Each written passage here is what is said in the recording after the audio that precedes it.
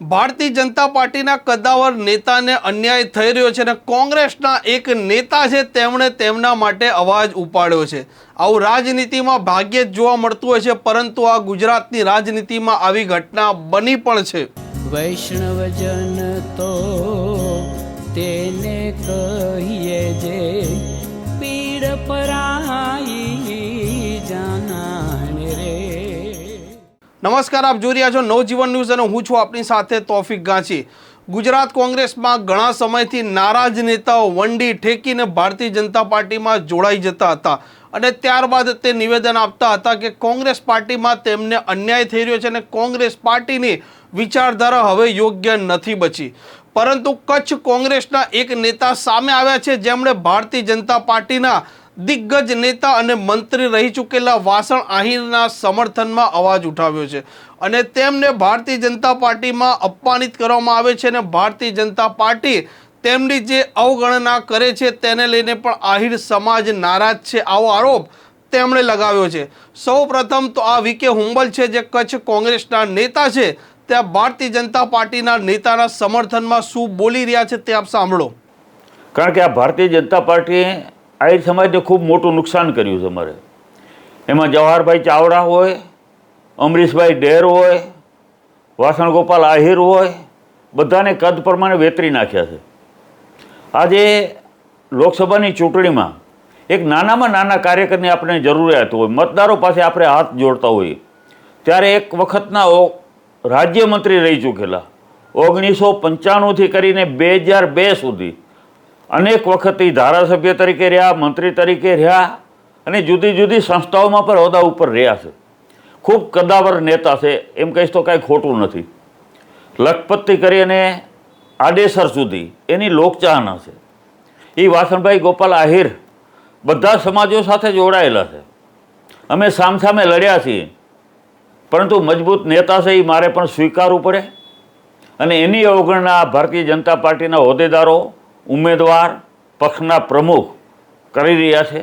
ત્યારે મારે આ પત્ર લખવો પડ્યો કે આ ભાજપને ભારે પડવાનું છે। એક તરફ ક્ષત્રિય સમાજનું આંદોલન ચાલી રહ્યું છે, એની પર અસર છે કચ્છ જિલ્લામાં, અને આહિર સમાજના કાર્યકરો, ખાલી આહિર સમાજ નહીં પણ અન્ય તમામ સમાજના વાસણભાઈના ચાહકો છે, જે એના કાર્યકરો છે, જે એના સંબંધ છે, એમાં પણ ખૂબ નારાજગી છે।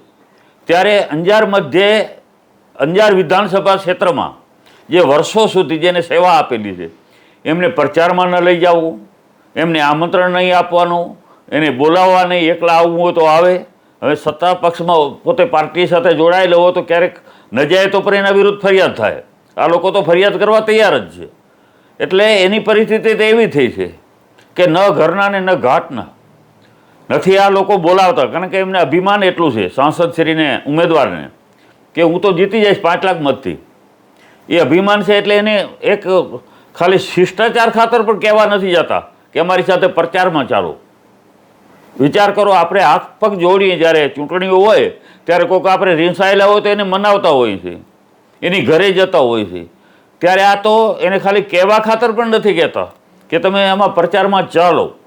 અંજાર વિધાનસભાનું કાર્યાલયનું ઉદ્ઘાટન હોય અને એમાં પણ કાર્ડમાં ક્યાંય વાસણ ગોપાલનું સ્થાન ન હોય।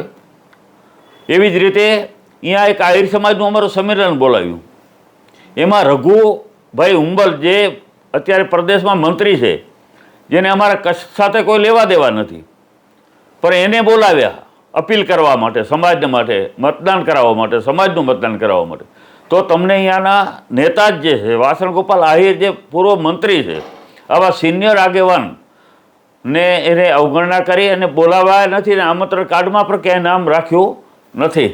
એટલે અમારે સમાજમાં સ્વાભાવિક આક્રોશ છે અને એક આજ સમાજ તરીકે હું વાત કરું છું કે સમાજને આ લોકોએ ભારતીય જનતા પાર્ટીએ ખૂબ મોટું નુકસાન કર્યું છે। તાલુકા પંચાયતો હોય, જિલ્લા પંચાયતો હોય, નગરપાલિકામાં હોય, બધી જગ્યાએ નુકસાન કર્યું છે સમાજને। અને આ કદાવર નેતાની જ્યારે અવગણના થતી હોય તો મને એવું થયું કે મારે પણ પત્ર લખીને આ મેસેજ આપવો જોઈએ સમાજને।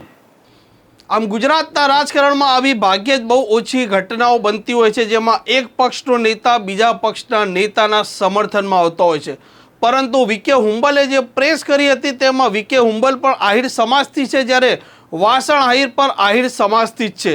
આમ તેમણે તેમના સમર્થનમાં તેમજ તેમના સમાજના નેતાને જે ભારતીય જનતા પાર્ટી અપમાનિત કરી રહી છે, ભારતીય જનતા પાર્ટી જે સાઇડલાઇન કરી રહી છે, તેમજ તેમને સભાઓમાં પણ આમંત્રણ આપવામાં નથી આવતું તેવા તેમણે આરોપ મૂક્યા હતા અને આવનારી ચૂંટણીમાં તેની અસર તેમજ તેનું નુકસાન પણ ભારતીય જનતા પાર્ટીને ભોગવવું પડશે તેવી ચીમકી તેમણે ઉચ્ચારી છે.